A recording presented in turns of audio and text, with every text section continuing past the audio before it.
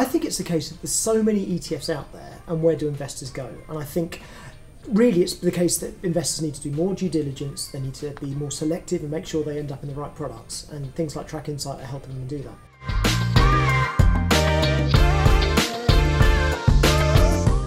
I think we're probably going to see a lot of consolidation going forward. You have a long tail of smaller providers. You've got a relatively few large providers who dominate the market and a long tail of smaller providers at the back. And I think going forward we're going to see that shake up quite a bit.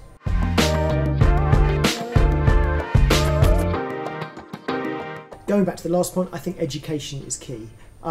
Again, there's so many ETFs out there. Investors really need to understand what they're getting into, and it's a case of matching the right investor to the right products.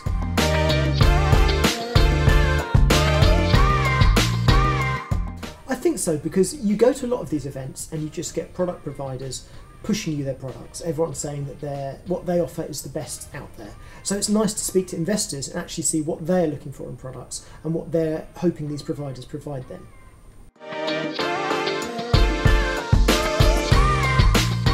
We've seen huge growth in ETFs over the last few years, and there's no sign of that abating.